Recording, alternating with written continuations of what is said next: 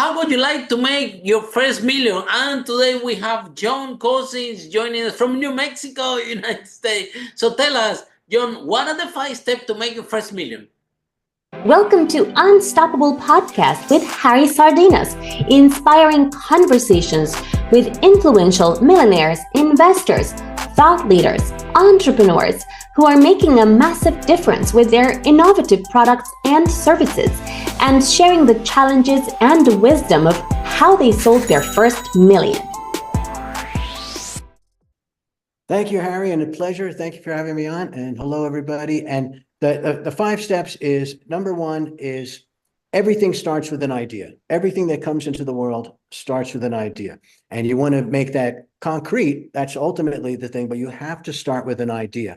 And so testing your idea, understanding it, going through it so that you really think that you have something. And then before everybody has ideas. That's the second part, is that everybody has ideas. Ideas are a dime a dozen. They're not going to make $1 million with an idea. You have to make it into something practical. And so that's the next step, is taking that idea and translating it into something practical. The idea of 0 to 1, they had talked about that great, it's Peter Thiel, started that idea, and Blake Masters was in his class at Stanford. Peter Thiel came into this class at Stanford and did notes in that class. And then Peter Thiel said, let's make this into a book. And that's how that book came around. And so taking it from 0 to 1, that is the entrepreneur's, an entrepreneur is basically like a midwife. You're birthing these ideas into something real. So how do you take something that is an idea and then make it into something concrete? Well, nowadays, so that's the next step, is to start action, have a bias towards action, where you're not just going to let the idea drift in your mind, but you're going to start to take steps into making that into something that people can respond to. Because no idea, no matter how great it is, how great you think it is going to withstand the first encounter with potential customers, and that's ultimately what you want to do, is you want people to be interested enough to open their wallet and give you some money for your idea. So second part is to start testing your idea. And then you can start to modify that and see how it works, how people are interested in it. And so part of that is you want to get to the place where you have product market fit, where you have a product or a service that people want to buy. And once you have that, then the next step, I would say step 3, or maybe we're at the 4 now, is scaling that. So then you want to scale it up. So how do you do that?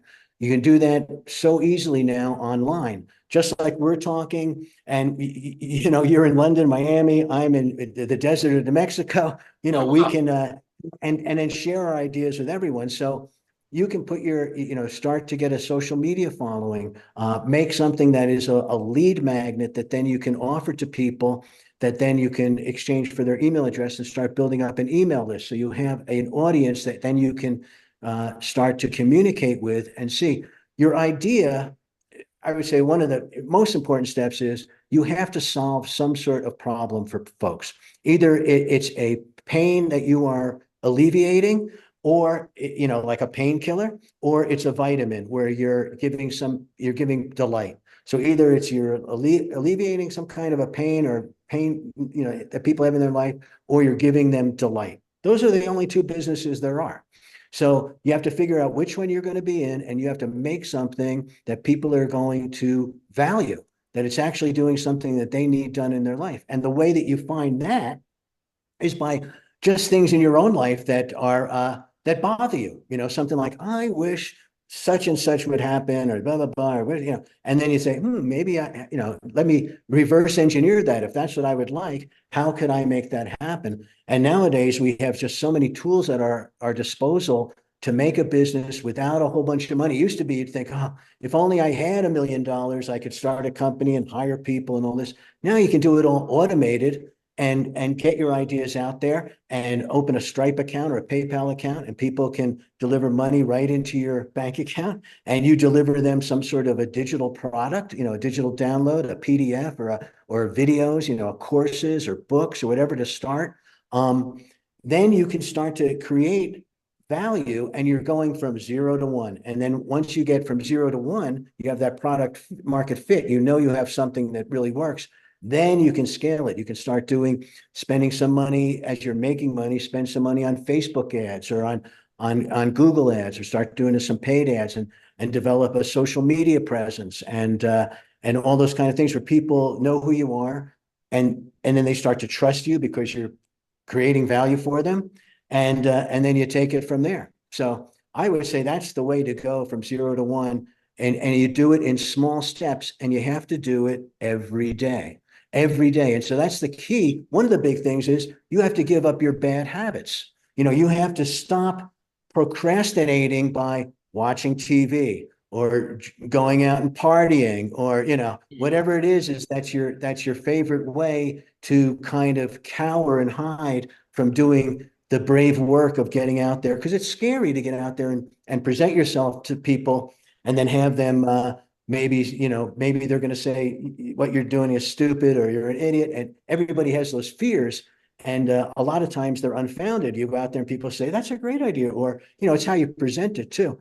But you really have to give up your bad habits so you can create that time to devote to making your ideas a reality, and making that reality, more value than you're asking people to pay. And then they pay, and then the money comes in. And, think about it. $1 million is not that much. If you have 1,000 customers that give you $100 each, that's $100,000. Do that 10 times, you have $1 million. Charlie Munger, who was a brilliant guy, who was Warren Buffett's partner at Berkshire Hathaway, he just passed away. But Poor Charlie's Almanac is a great book of his wisdom. But he always said, the first thing you have to do is scrape together, however you can do it, $100,000. If you have to live on, rice and beans, and live in a 1-bedroom or a studio apartment, and save all your surplus income until you have $100,000, that's the inflection point where from investing, you can start making more money. And so I think you have to have a nest egg. You have to have some money together. And so, whether it's getting a job or creating a couple of side hustles that give you some surplus income that then you can save. You don't take that money and spend it on a Lamborghini or something. You save it so that you can plow that into your business, plow that into your ideas. So John, tell us how you decide to become an entrepreneur. Well, Harry, it was quite a journey. So my journey has basically been started out as an engineer, and then became an entrepreneur, and then became an investor. Because that's sort of an arc, and when I was an engineer, I was an electrical engineer. I started out in rock and roll recording studios, and because I loved music, and I love rock and roll. Yeah, it was really super fun, and built up technical knowledge there. Then I went to work for an equipment manufacturer that made the audio and video machines that recorded all the music, and from there I went to television. I worked for ABC television out of New York, back when there were 3 networks in the United States, and there wasn't streaming, and so it was in the 1980s when network television was still very powerful. And then from there decided, I was an engineer. I was developing and building facilities for the network, and doing all kinds of big broadcasts like World Series and NFL football, and news and sports were our basic, the live television were our clients within the company, and space shuttle launches, and political conventions, and Olympics. I did the Olympics in Sarajevo in 1984. I was part of that team. And as I was building, what we were doing all the time was pushing the state of the art. Production people would say, we want a slow motion camera. We want a microphone that could do this. Or we want, writing on the bottom of the screen with the names.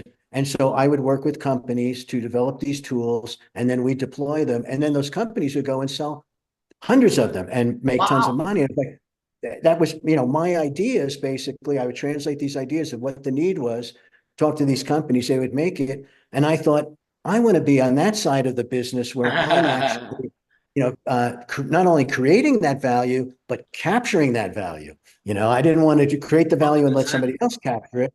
And that's what happens when you work for a company. The whole idea of working for someone else is that you're making more value than they're paying you, and that surplus value goes to the owners. Yeah. So you want to capture that surplus value that you're creating, you have to be an entrepreneur. You have to Yeah, work but for still, yourself. you have to be very comfortable because you know, as an engineer, I'm sure that this company pay you a lot of very good money, and they keep you very happy to stay in this company. So why would you all go out of your comfort zone, out of your comfortability? Like, okay, I go here, I invent something, I create something, but you know what? I'm coming to work at 8 and finish at 5. I don't have to worry about anything. I can enjoy my life. So why you decided to go from comfortable to uncomfortable? Uh, I think that you just described it. Yeah, it was worth it. Was it really worth it? Well, now those are great questions, Harry. And the exactly, it's like golden handcuffs, they call it. You got these Yeah, yeah, golden yeah. handcuffs. They keep you I'm so making a lot of comfortable. money. They're taking care of me. I have a per diem. Like I say, I don't have to worry at the end of the day. I go and so there was a lot that I gave up for that, and that's true. Basically, what I decided to do was I realized I didn't know anything about business. I knew about engineering, but Oh, I you didn't know about. understand? I picked up a ABC annual report, and I realized I don't understand this balance sheet, income statement, Oh my God, yeah. strategy. So I thought, and I always wanted to go to business school. So I decided I'll go to business school. Oh And so wow, that was, that was good. That was good yeah, that idea. was good. And that was my transition. I just didn't, I went from, working there to, I went and got my MBA at the Wharton School at the University of Pennsylvania, Wharton. That And was a that's good where a lot of idea. finance, a lot of numbers people go, they call them quant jocks, right? Because, they from engineering, I knew all the numbers. So finance was something Yeah. that I kind of could understand the numbers of. So went there and got my MBA and thought I'd go back to New York and, work for, one of the big companies there or, try to do my own things. But I then don't. I Yeah, go ahead. Yeah.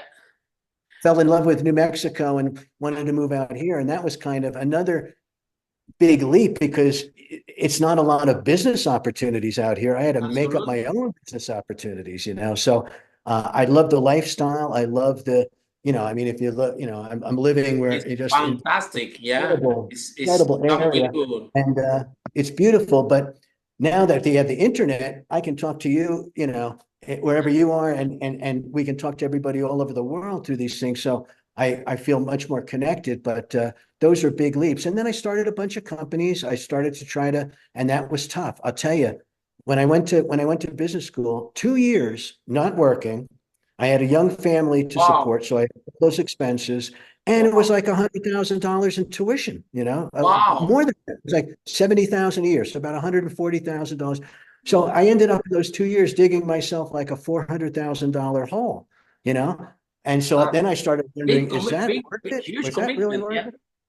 It's a big commitment, and so that's what I do now. Is after all my making companies, I took two public. I ran the Wow. public companies for 15 years as CFO and CEO. And then I decided I have a company now called MBA ASAP, and ASAP is as soon as possible. So it's a business I administration as love soon that. as I love. possible. I love the name MBA as soon as possible. Yeah. ASAP. So just the things that you And as cheap really as need to possible know. and as affordable as possible as well. Because John, I see these people, yeah, in London, right? That they want to spend thousands and thousands of pounds in an MBA, and I'm looking at them and say, look, I used to my main business was in property. We managed to save 5 million, but I had one business once. There was a restaurant in a very competitive area in Brick Lane in London. I lost 200,000 pounds in that thing. So I always said to the people, if you really want to do proper MBA, come open a restaurant. You will see in a competitive place, and it's gonna be more effective because in the end of the day, John, entrepreneurship is about it's a skill. The more you practice, the better you become, right? Uh, but also knowledge is important. And I think, John, that in those business schools, including this one that you pay, how much you pay? Like $100,000. I'm sure Yeah. that most of your teachers, they were no entrepreneurs. Yeah. No, So you're right. I don't They get were me. all, I applaud you to to go there because as engineer, I'm also chemical engineer. I'm an engineer. Yeah. And I've been thinking, yeah, because I study chemical engineering because my parents want me to be an engineer and to find a job and to be exactly the same corporate. So I become an engineer to keep my parents happy. Yeah. So, but the whole thing is that once um, I I think that the other thing that we get out of engineering that is applicable for business is that every day that we go to the university, we listen in the word problem.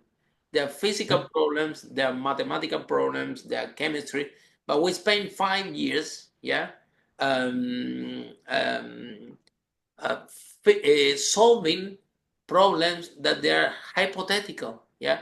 So somehow our brain develops certain capacity to solve problems. We know that problems have different solutions. We are not scared of problems, and I think that this helped me a lot in my career as an entrepreneur. Yeah. So when this is something, John, that you have when you decide to become an entrepreneur, that most of the people don't have. That at least you were not scared of the word problem. Yeah. And you got a lot of, like I said, knowledge that you learn in this MBA obviously is priceless, right? But we need more entrepreneurs teaching MBAs, right? What do you think about this? Harry, I absolutely agree with you. My,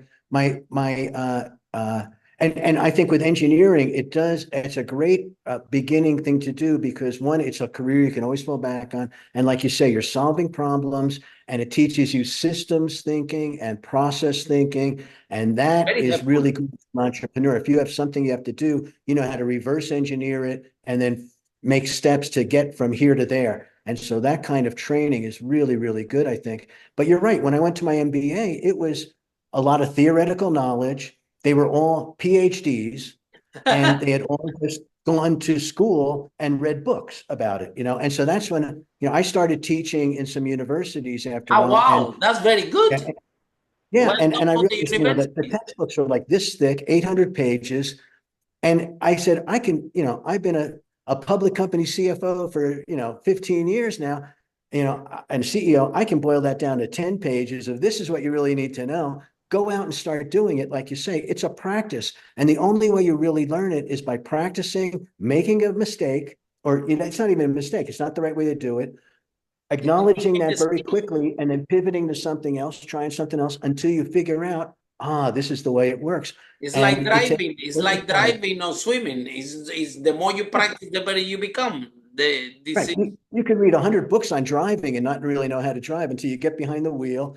And all of a sudden, you know, there's you know, something in the road and you got to turn. And so you start to learn how to do that. And yeah, and then the beautiful thing about entrepreneurship too is that once you do it, then you can do it again and again because you start to it's a skill. learn that The skill. it's a skill and it's a process. And once you figure out your way, then you can apply it to lots of different situations. And I felt like after a while, I just didn't want to work for a boss anymore. I didn't like being constrained by people telling me what to do. I wanted to do what I wanted to Yeah, do but and John, not after you have any effort to do to 400,000 down me. the line, John, after 2 years of and $400,000 down the line, you have your family and everything. This has happened in your head sometime that maybe I should go back to my job.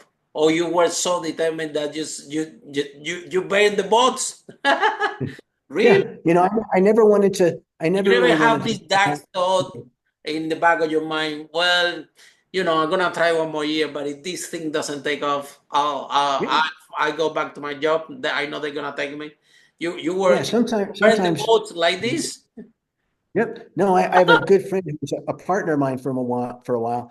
Wonderful guy, very talented. And he used to say, well, if this doesn't work in 6 months, you know, I have to go back and get a real job, you know, and I was like, you know, that's the way, you know, we always thought Get we a could real fall job, back, yeah. oh, let's get a job. But, you know, but right now and it was too much fun doing the kind of things we were Yeah. doing. So, How and about it's so family and simple. friends? Do you have any pressure from family and friends that say, well, I still my mom. She doesn't understand what I do. Yeah.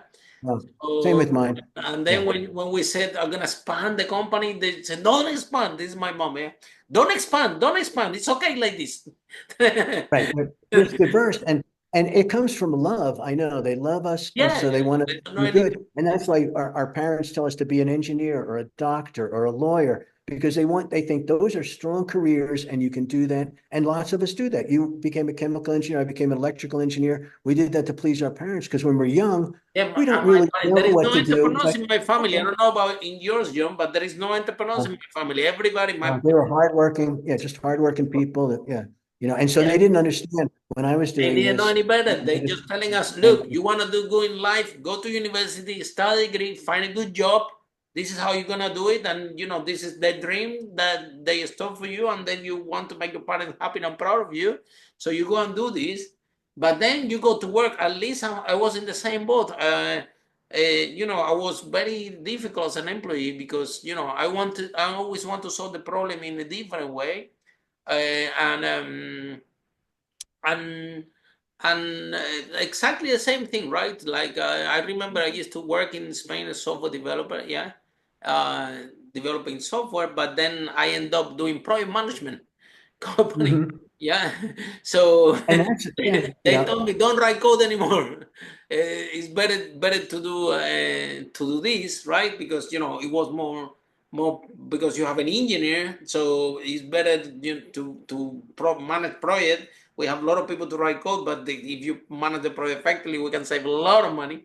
So so that thing, again, I was thinking like what well, if I have this skill and I always trying to solve the problem in a better way, and this has been very profitable for the company, saving a lot of money.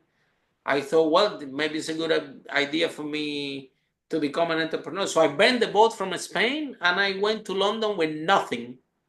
wow. Good With for you. Good for Yeah, you. I, And it's because we don't want to look back on our life and say, gee, I wish I would have taken that chance or I should have done that. I don't know how. It was better to try it and then maybe not do it. The best is you try it and it works great. But if you don't, then you don't have those regrets at the end of your life. Like, I shouldn't have played it safe. And why did I do that? And even if you stay with a company, it's very, very risky because lots of companies that were around 10 years ago or 20 years ago, you think you're going to have this long career and they go out of business because they were, the technology changed, the markets changed, products changed, and customer tastes changed. And suddenly the company you're working for is no longer a viable company. And so it's risky to try to play it safe, you know? Now, John, let's go back to another question as well, because I believe in order for you to become a good investor, at some point you have to be an entrepreneur first. Yeah, What do you absolutely. think about, these hedge funds or these venture capitalist VC funds, right? That there are actually people, some of them managing those funds, right? And the people manage, and we have an issue with that also because like for example, we find out women in tech, they are way way underfunding compared with men, and probably the reason for that is they're brilliant, they have a great idea, they have the same capacity that us men to grow a tech company. However, people, organization with the funds and the people in charge of managing that funds, I think they're just go and tick the box. Okay, the box, like John. Okay, how much are your sales? How much is this? How much is this? Tick, tick, tick, tick. Here's the money. Yep. Whether if you have an entrepreneur there, you can have maybe more deep understanding what is the phases of the company, and probably more. We can help also this project as well. That they're great project, and again, they are not even look at because of the stereotypes, or because I don't there is not that many entrepreneurs on charge of the big firms. So just Right. again, employees that they follow the rules and they are very good following the rules, and but they are good at this specific job. They they climb the corporate ladder and now they're managing a fund for a startup and everything without never running a business, which I think is challenging because it's this extra thinking. So, what is your view on this, John? Do you think that more entrepreneurs should be there in those positions, and why these funds especially have very low funding for women, startup founders, and especially women in tech. Yeah. And why do you think is the reason? And why there is no more opportunity for funding for women? United States, all over the world, in London is the same thing. So what Well, do I you think is think, the main reason? yeah, I think ultimately it's like you say, it's the mindset of the guys running, and it's this tech bro culture where it's all these guys, and they think that they know best. And so yeah, women and minorities, things like that, they dismiss, and they just go after people that think like them and look like them, and then that's the people that they're going to recognize.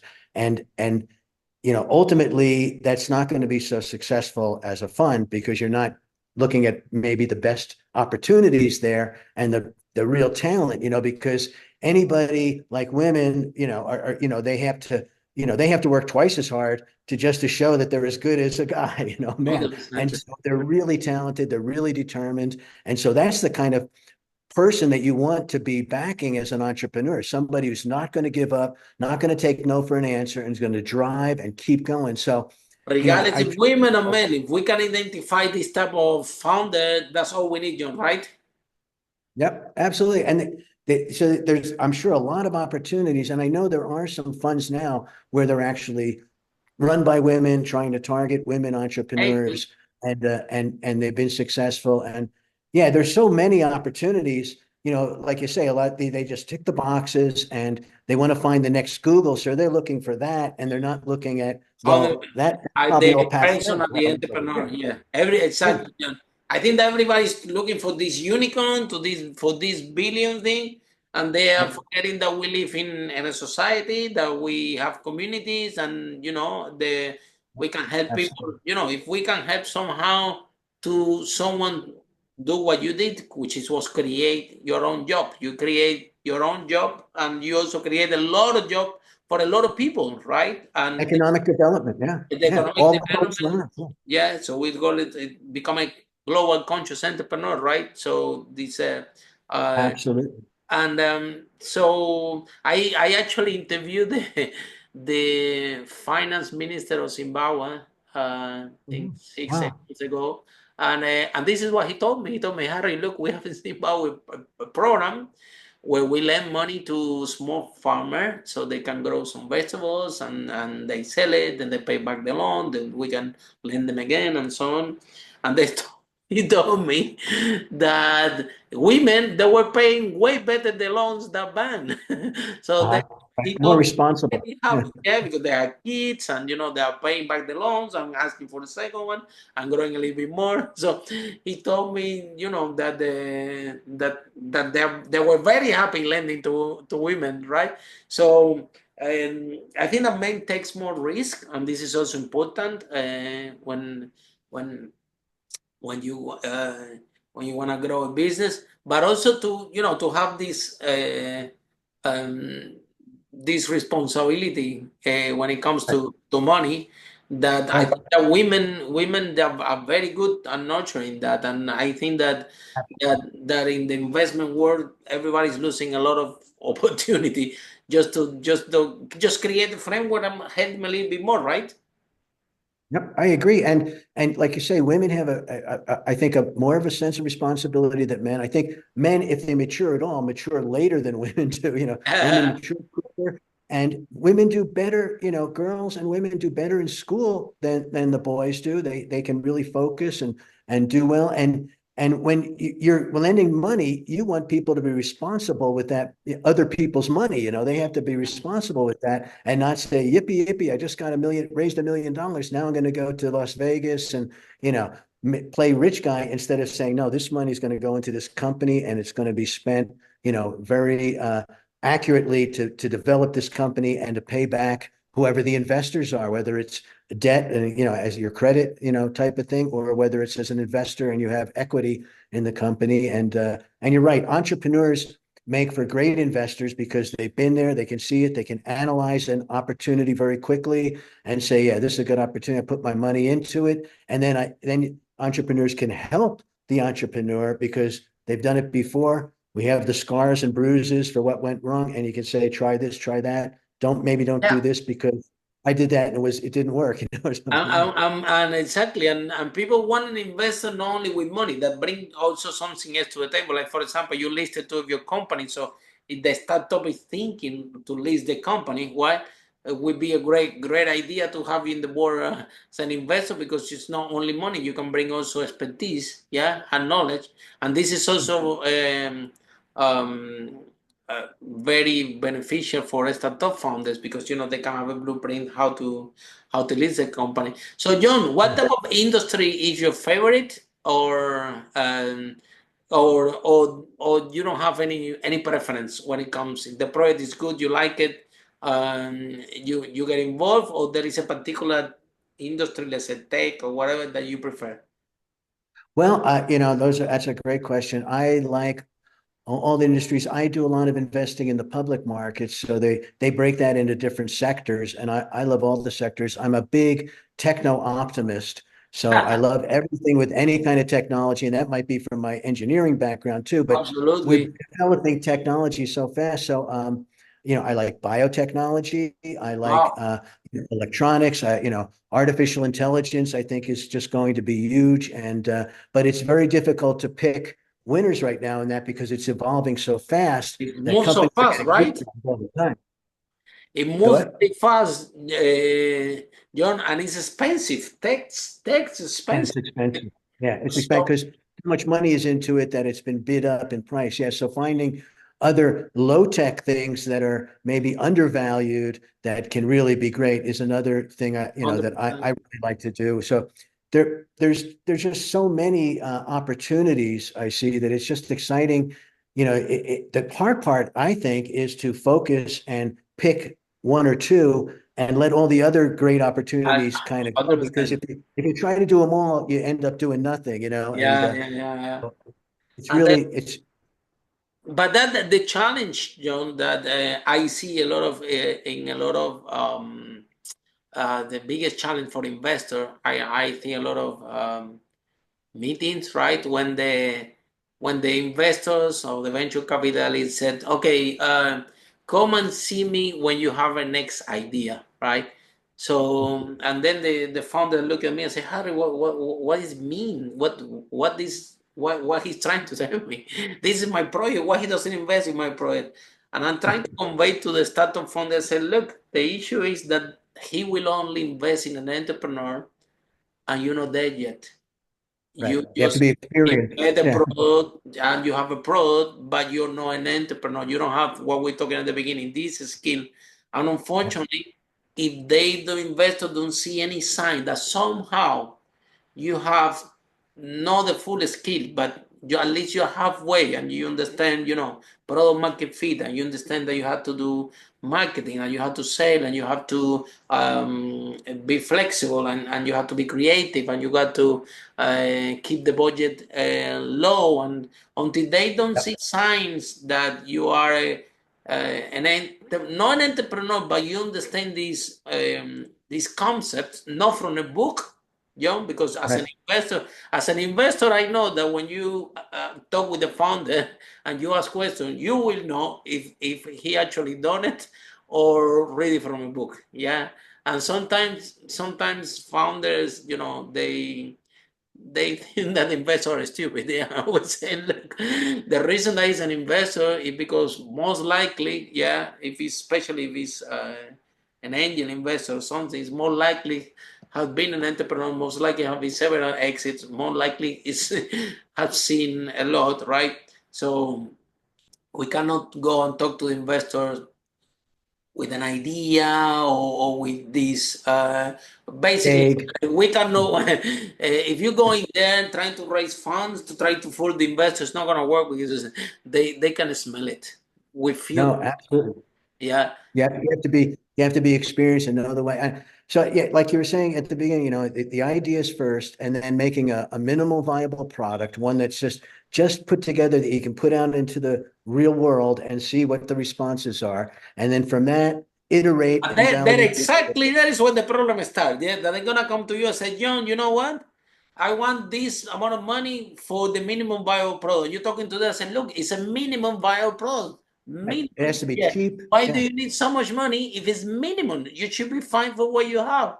No, we right. need the minimum. So now they don't want to create the minimum anymore. They want to take your money to create something that is not even minimum. Now they're A gonna create maximum. a big elephant with your money, and then they're gonna come back to John again. John, we create this big elephant, and now because we haven't asked anyone, we cannot sell it, so we need more money, John, so we can go and market it to see if they want the elephant like this or what to shape it. So, and it doesn't, Because it doesn't you make have sense. to That's why. hold into that money because you know you're going to make mistakes and you're going to have to redo it. And that's the thing. And then once you get something that people like and you got that product market fit from that minimum viable product that you didn't spend much money on, and once you have that, then you can start to scale it. And I have to say, I always thought at the beginning that once you make the product, once you make the service, everybody's just going to come, they're going to know about it, and that's going to be. And I found marketing and sales are really the hard part. That making the products the 100%. easy I part. agree with you Marketing and sales are 100%. the hard part, you know. Yeah. And that's where money you need the money for, you know. And so you can't like blow your money on the product and then have no money for marketing because, you know, 100%. So that's what I'm yeah, saying, like if you see an entrepreneur that come and say, okay, John, did you see this is my minimum? Because a lot of people, everybody's looking for funding, but nobody yeah. hears from an investor what the investor really wants. What is it looking for? Yeah. So can you tell us, John, briefly, what is the ideal scenario for the investors in some line? Like, for example, this basic thing that I mean, looks basic for us, but obviously the founders, they have different dynamic. They don't understand that, that if you have a product and it's actually an MVP and you spend very little and you create something and then you go out yourself and with your little team and you sell to two, three people and you make some kind of revenue, these are very good signs for the investors. Very good signs, even if you're Absolutely. not an Yeah. entrepreneur there. So, John, tell us why is so hard for tech founders find funding? Yeah, and what are the signs that the investors are looking for to to support them? But again, they need to see some signs. So, what signs the investors are waiting for or want to? Great questions, Harry. When you said one thing I just want to say about being an entrepreneur, like you said, hiring people and giving them a good life, because what your creation has done is made enough money that you can give people a livelihood. That's always an incredibly satisfying thing. And then also developing their talents to make them better, at their skill sets and stuff. But for this, I think that people go out and try to raise money too fast. If you can just get that minimal viable product, get it out in the market, and then do customer discovery and customer validation where you really get some customers. These are people that are going to pay you to, even at the minimal viable product phase where it's still buggy and not really, but they want that so bad, they're going to pay you. That, like you say, is the super indication to an investor that this product and this entrepreneur understands the process and got something that people want, so that and also with a real timeline of where the exit's going to be. The problem with raising money is, if I put money into the stock market and I buy Google or Meta or whatever it is, company, I can always go and sell that stock tomorrow and get my money back because it's liquid. It's a liquid market. Venture capital and angel investing is not liquid. If you give them a check for 100 grand, you're not going to see that money again. If you're lucky, you might see it again, but not for 3, 5, 7 years. That's a long time. So if you have a product and say, I've got this thing, I've got these customers, I know that this customer segment is pretty large and I know how to reach them. It's an addressable market, and I'm going to build this company to this amount in this amount of time. And here's the milestones and deliverables. And we're going to exit by acquisition in 3 years. We're going to sell this company to one. And here's the targets that we think will buy us because they'll want this to fit into their portfolio of companies. And we And we're want going to to, list the company in 5 years and yeah. things like this. Yeah.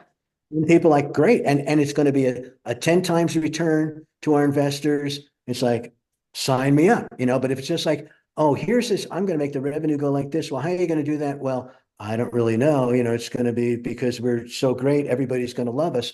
That's not good enough. Absolutely. Yeah.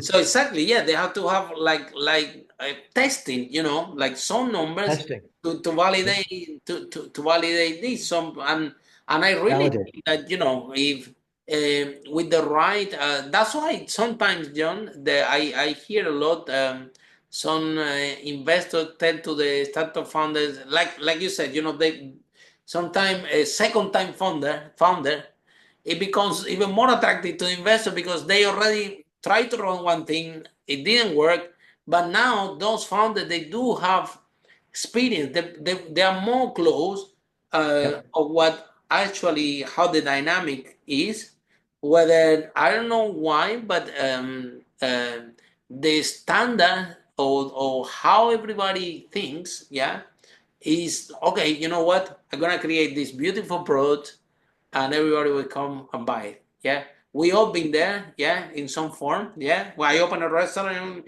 in Brick Lane in London, I lost 200,000 pounds. Yeah, and I have a brilliant idea to do a guitar in the ceiling. Yeah, and my bidder telling me, Harry, do you know how much this guitar is gonna cost? We have to close this place for 2 months just because of your guitar. Do you really want this? We do it, but do you really want it? I'm like, no, this restaurant is gonna be so beautiful, so amazing, with Spanish guitar on the roof that everybody gonna come. Yeah. So all the money, time, and effort went to this amazing product. Guess what happened? I opened the door. No one came in, zero. And But I think we learn much more from our mistakes and our failures like that. That's where we learn. It's like, what did I do wrong? How did yeah, what, that's where we learn. If we have a success kind of breeds arrogance, and we think, I'm brilliant. Anything I do is going to work. And then we're setting ourselves up for a big failure. It's better to 100%. have this type of things where, wow, I thought it was going to go this way. It didn't. What did I do wrong? So we learn. That's where we really learn. That's what I've learned. Yeah. Yeah. Today the restaurant is a Chinese restaurant, and I still have my guitar there. The Chinese the Chinese guy that took it, he said, "Well, I'm not gonna I'm not gonna spend a week removing this. What's the point? I better use this money to for marketing and to bring clients and to sell my food." Yeah. But I think that those kind of experiences teach us humility too. So it's like, well, I don't, I really need to test this out in little doses to see what works and find out what works. Yeah. And I think that's it. I'd rather have failures that teach me humility than successes that make me arrogant, because Yeah. then I know I'm going to be set up for failure. That's the other thing, John. How do you maintain yourself aligned with the this ego, and because we being an entrepreneur, this ego and arrogant, oh, I'm the boss, everybody have to do what I say, and then the company's struggle, everybody fighting, the culture is not there. So and we realize with experience that the more we surrender this ego, the more we bring everybody in the team, and the more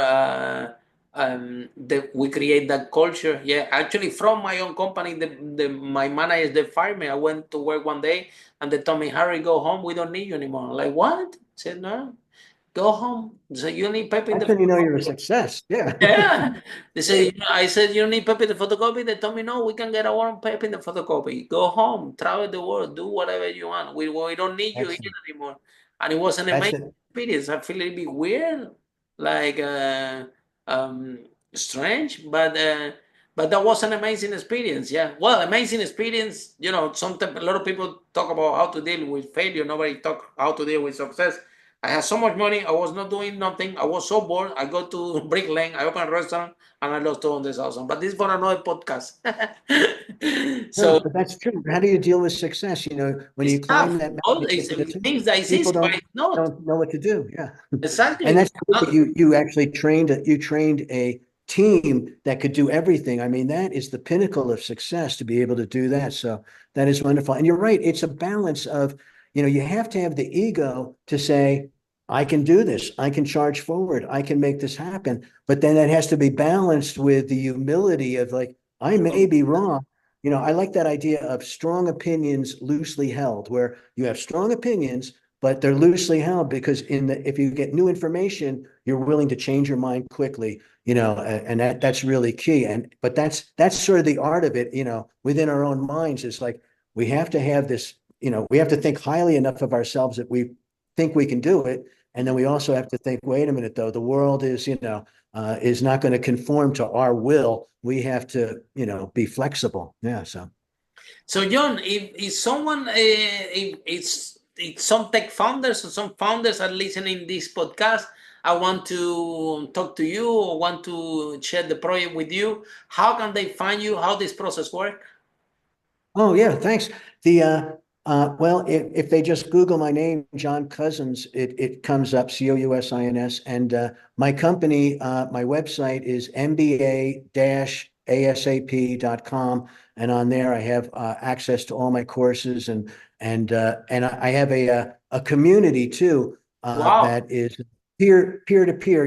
Where people get together and they share their ideas, they support each other, and then I have all kinds of different coursework in there for them to do get to skill stack, to get better skills in strategy and marketing and finance and accounting and management and leadership and negotiations and all these kind of skill sets that an entrepreneur has to have all of those to really and make a mosaic of them to conform to what they need to do that day, and then they need other skills the next day. So you have to be very, very knowledgeable and skilled in all these areas, I think, to be successful, and that takes some time. You can do it fast, but you need all those. That's why I try to do it fast, and then people that are out there wanting to do it, they don't have to read all these textbooks and stuff. They can just boom, go right out there and start applying these things and see what works for them. The better you become.